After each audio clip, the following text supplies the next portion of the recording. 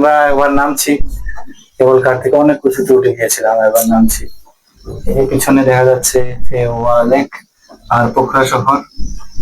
কত উপরে আছি বলা যাচ্ছে না। সন্ধ্যাবেলা যদি বসে থাকেন কেউ, পোখরা শহরের অপার্থিব সৌন্দর্য। আর এদিকে ঠিক এইদিকে এই পাশে আছে অন্নপূর্ণা রেঞ্জ দেখা যাচ্ছে।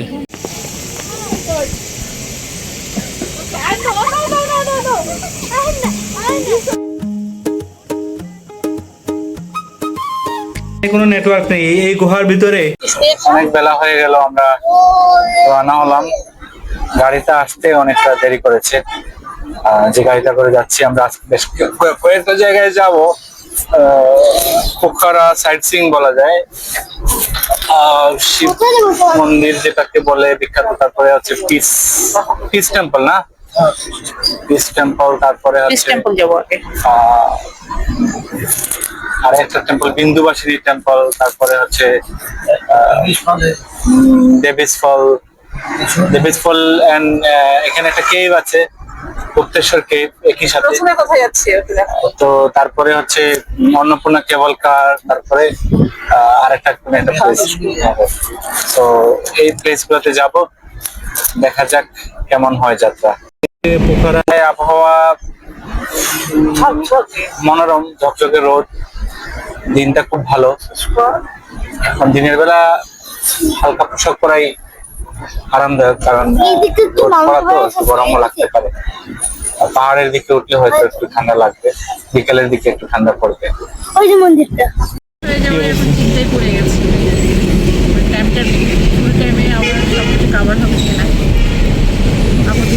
আমরা একটা ওই যে কালকে গান্ডুক যাব, তার জন্য আমরা পাস মানে পারমিট নিতে হয়েছে, সেখানেও একটু 10-15 মিনিট সময় গিয়েছে।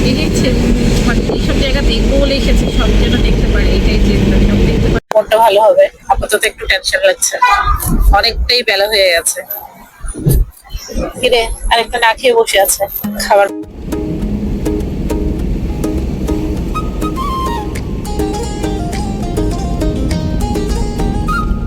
হচ্ছে লাইটটা কেন্দ্র।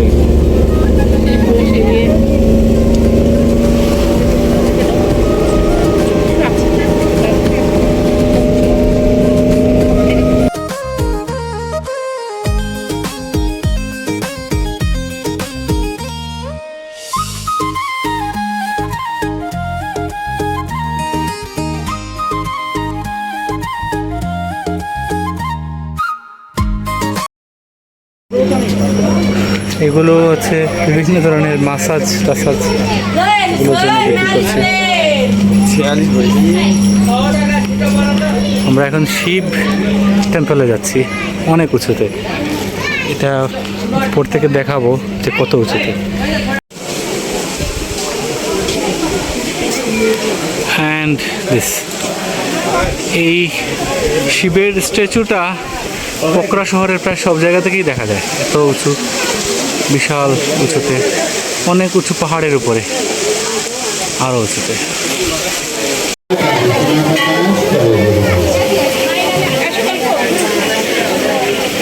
পাহাড়ের এত উঁচুতে, কিন্তু এখানে সব আধুনিক হোটেল, রেস্তোরাঁ, থাকার জায়গা, খাওয়ার জায়গা সবই আছে।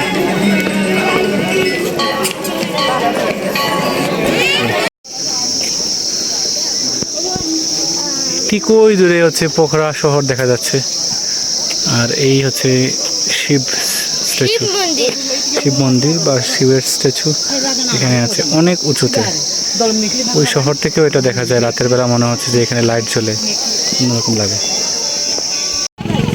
পোখরা শহরের ভিউ, ফেওয়া লেক এবং পোখরা শহর এখানে পুরোটাই দেখা যাচ্ছে। বিউটিফুল। ওয়ার্ল্ড পিস পেগোডা, এটাতে যেতে হলে একটু পাহাড় বাইতে হয়, চড়াই উতরাই পেরোতে হয়। হ্যাঁ, মানে রাস্তাটা খুব ভালো। আমরা নামছি, তারপর আবার উঠতে হবে। এবং একটা আওয়াজ পাওয়া যাচ্ছে, জঙ্গলে গেলেও পাওয়া যায় এটা, পাহাড়েও এটা পাওয়া যায়। এটা একটা পোকা না?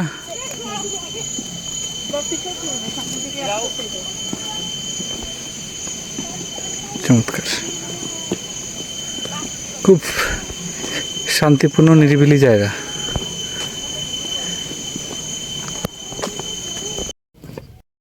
World piece pagoda. Don't video মনে ভিতরে ভিডিও না, বাইরেরটা নেওয়া যাবে আর কি, মানে নিয়ে যাবে। বাইরেরটা নেওয়া যাবে।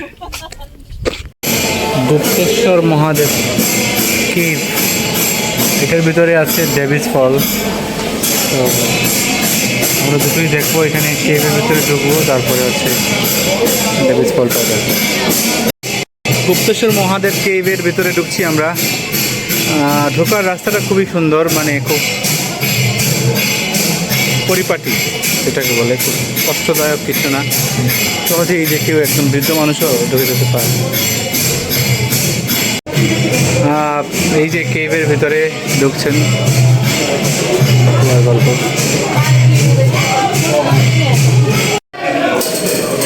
এখানের উপর থেকে পানি পড়ছে, কারণ যা হয় গুহার ভেতরে এরকম হয়, এই জন্য পানি পড়তে পড়তে এই পুরো সিঁড়িগুলো ভিজে আছে। আমরা নামছি, আরও কিছু মানুষজন দেখে টেকে উঠে যাচ্ছেন। তো এই হচ্ছে রাস্তা, অনেক গভীর, মোটামুটি গভীর আছে। এটা অনেক বড় গুহা ছিল কোনো এক সময়। এটার হিস্ট্রি কি আমরা বলার চেষ্টা করব। মহাদেব গুহাটি আবিষ্কৃত হয় 1600 শতাব্দীতে, মানে প্রায় 400-500 বছর আগে সেটা আবিষ্কারই হয়েছে। তার মানে হচ্ছে যে আবিষ্কারের আগেও নিশ্চয়ই এটা ছিল, এবং 1991 সালে এটা হচ্ছে মানে মানুষ যাতে প্রবেশ করতে পারে আরামে, সেই ব্যবস্থাটা করা হয়। আর এখানে ভেতরে একটা মন্দির আছে, যেটা হচ্ছে হিন্দু ধর্মাবলম্বীদের জন্য একটা বিশেষ স্পিরিচুয়াল স্থান। ইন্টারন্যাশনাল মাউন্টেন মিউজিয়াম, এখানে মাউন্টেনের বিষয়ে অনেক কিছু জানা যাবে, নেপালের বিষয়ে জানা যাবে, নেপাল আসলে কি, কেন, এবং নেপালের হিস্ট্রি ইত্যাদি সম্পর্কে জানা যাবে। দেখা যাক। Dedicated to the mountaineers who lost their lives. So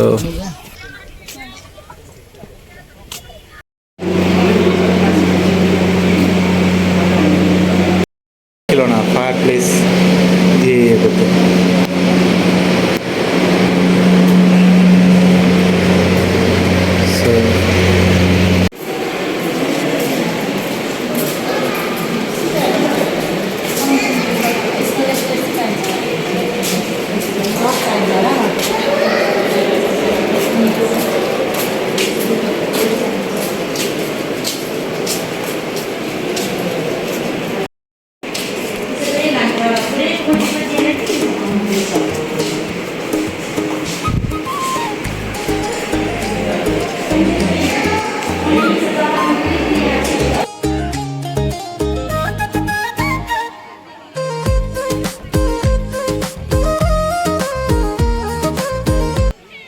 কেবলকারে উঠেছি, অন্নপূর্ণা কেবলকার পাহাড়ের অনেক উপরে উঠবে, উপর থেকে দেখবো ভিউ। আমরা অনেক উপরে যাচ্ছি, অনেক উপরে। হ্যাঁ, একদম টপ, একদম টপ ভিউ। বিকেলের আলোয় ফেওয়া লেক দেখা যাচ্ছে। হ্যাঁ, এখানে হোমস্টেজ আছে, ওখানে থাকতে পারবে তুমি চাইলে। অনেক উপরে উঠছি, অনেক উপরে। আমরা ওখানে যাব, আবার ফিরে চলে আসবো। যাবো, নামবো, কিছুক্ষণ না, 2 মিনিট থাকবো, তারপর আবার ফিরে চলে আসবো। অনেক উপরে না? উপর থেকে দেখো পোখরা শহরটাকে দেখো একটু, তারপরে ফেওয়া লেক।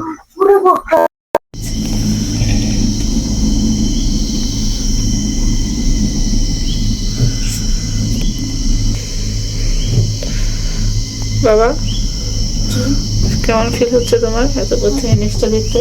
খুব ভালো। দেখো ওই যে পাহাড়টা দেখো, নিচে পুরো সবুজ একদম।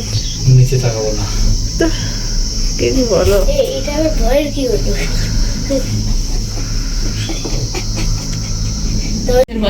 চিন্তা উঠেছিস কি সুন্দর সুন্দর বাড়ি, চমৎকার সব বাড়ি, নেপালি নেপালি বাড়িগুলো। বাড়িগুলোর স্ট্রাকচার আমার খুব ভালো লাগছে, পাথর দিয়ে বিশেষ বিশেষ করে বাড়িগুলো বানানো, এবং বেশ অনেকটা লম্বা, অনেকটা উপরে উঠে যাচ্ছি আমরা।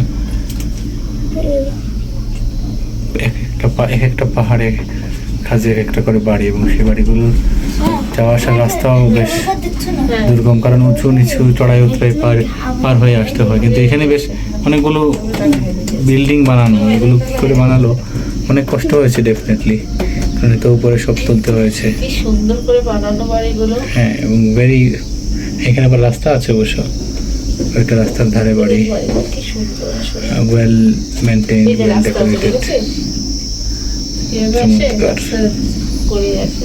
হ্যাঁ, রাস্তা আছে, উপরে পাহাড়ের খাজে খাজে রাস্তা আছে। ওরে, এই বাড়িটা কি সুন্দর লাগছে। আমরা একবার নামছি, কেবল কার থেকে অনেক উঁচুতে উঠে গিয়েছিলাম, এবার নামছি। এই পিছনে দেখা যাচ্ছে ফেওয়া লেক আর পোখরা শহর। কত উপরে আছি বলা যাচ্ছে না। তোমার কেমন লেগেছে ওটা বলো, তোমার তো হাইট কবি আছে। আমার এটা হাইট খুবই একটু নিচে তাকাইলে একটু মানে কেমন লাগছে, বাট এমনি এটাতে বেশ সেফ তো, মানে অত ভয় লাগছে না। গল্প তোর কেমন লেগেছে বলতো?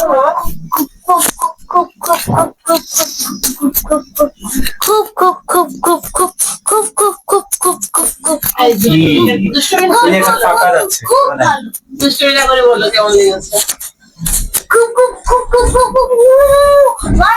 আমার ভালো লেগেছে এখানকার বাড়িঘর। ওঠার সময় দেখলাম যে সব বাড়িঘর গুলো আছে, যেসব পাহাড়ের কাছে কাছে এসব বিল্ডিং বানিয়েছে, আর এত সুন্দর সুন্দর, এগুলোতে তারা থাকে, খুব লোভনীয় মনে হচ্ছিল দেখে। মানে এইসব জায়গায় তারা থাকে আর কি, বাসা। রাস্তা আছে, তবে অনেক উপরে উঠতে হয়, তো তারা ওই সাথে অভ্যস্ত। এবং কারো কারো বাসার ছাদ থেকে পুরো ফেওয়া লেক দেখা যাচ্ছে, পোখরা শহর দেখা যাচ্ছে। এই বাসার ছাদটা কিরকম মানে আকর্ষণীয়।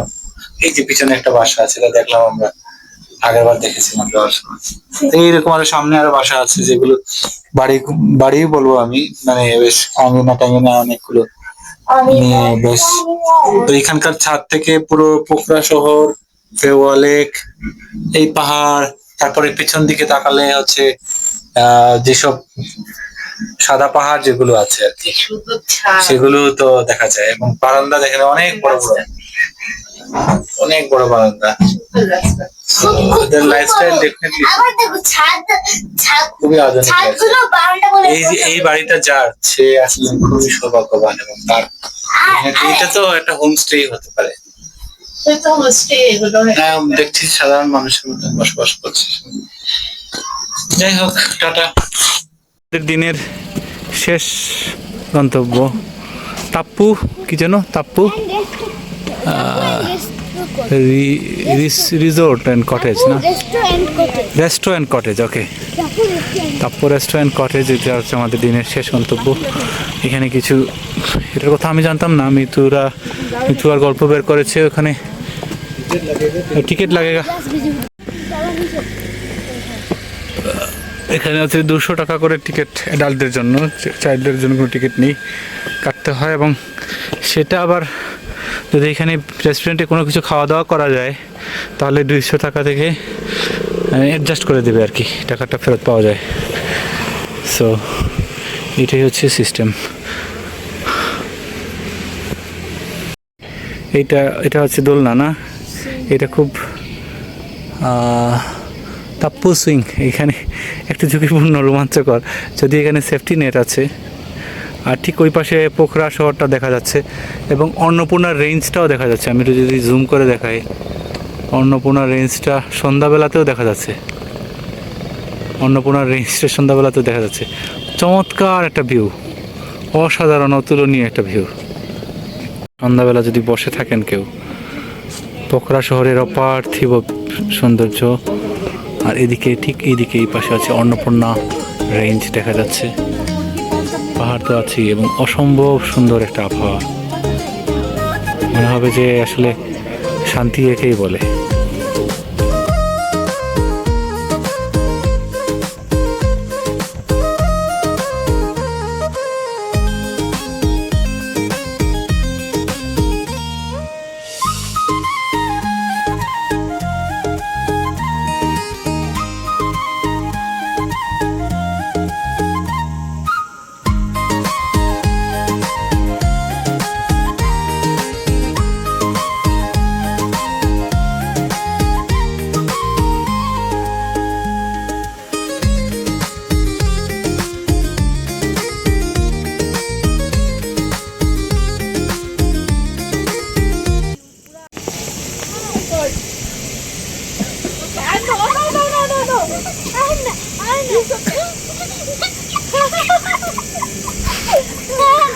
এরা ভয় পাচ্ছে আবার এটা চড়বে। আমাদের জন্য সত্যি আরেকটু দেন তো, নো, আরেকটু দেন। আরেকবার দিবে, স্লো হয়ে আসে তারপর আরেকবার দিবে। আরে বাবা দিকেই থাকতে বসে আছি। না না না বাবা, আমি নিজে ভয় পাচ্ছি, প্লিজ এটা না। না না আরেকটু দেন, আরেকটু দেন। No, no, no, no, please no, না না না, না, please no. এই ভিডিওটা এখানেই শেষ করছি। তার আগে পোখরা শহরে আমাদের হোটেলের রুম থেকেই তোলা কিছু ছবি শেয়ার করি, যেগুলো হচ্ছে মাছুর পোচারে এবং মানাসলু পাহাড় অন্নপূর্ণা রেঞ্জের, সেগুলো দেখা যাচ্ছিল সকালবেলা এবং সন্ধ্যেবেলা, বিকেল বেলা, একদম হোটেলের রুম থেকে বিছানায় শুয়েও দেখা যাচ্ছিল, বারান্দা থেকে তো দেখা যাচ্ছিল। সেই ছবিগুলো শেয়ার করলাম। পরের ভিডিওটাতে থাকবে হচ্ছে গান্ডুগ্রামের ভিডিও আলাদাভাবে করে।